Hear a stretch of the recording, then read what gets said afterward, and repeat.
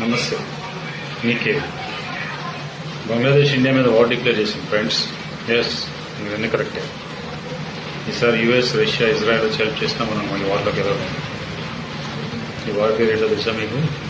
Human మాఫీ. ఏంటి నాకు వస్తుందా?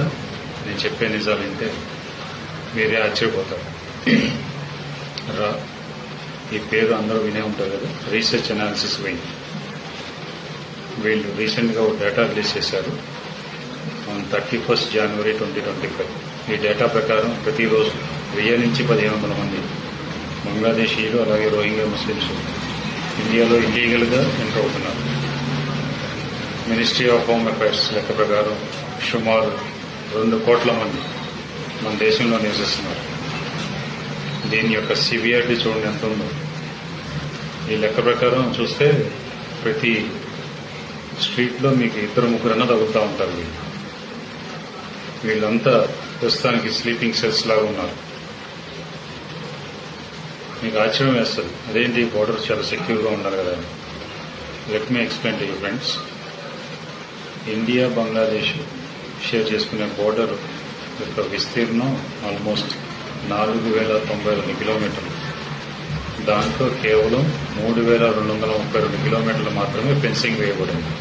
ఇది నేను చెప్తున్న డేటా కాదు, మన హోమ్ అఫైర్స్ చెప్తున్న డేటా.